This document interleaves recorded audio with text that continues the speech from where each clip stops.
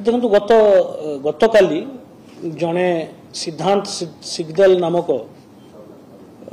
जड़े व्यक्ति से अभियोग करथिले इन्फोसिटी थाना रे जे तांको भौणी सुसाइड करचंती सुसाइड हैंगिंग हॉस्टल रे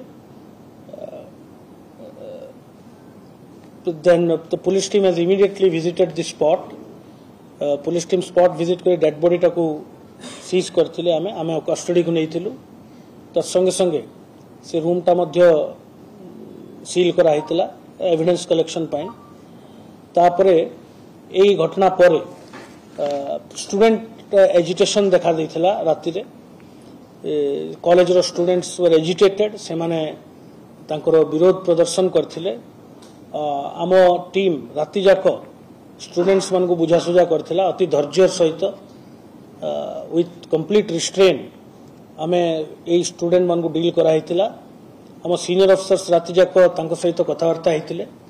तांकर जो डिमांड थिला जे प्रॉपर्ली एविडेंस कलेक्शन करा जो पुलिस तरफ जो डिमांड थिला एवं कॉलेज कर्तृपक्षों को मध्य तांको विरोध रे मध्य तांकर किछि अभियोग थिला आमे धैर्य सहित सब शुणिथिलु एवं तांको डिमांड अनुसार सकाळे आम साइंटिफिक टीम से घर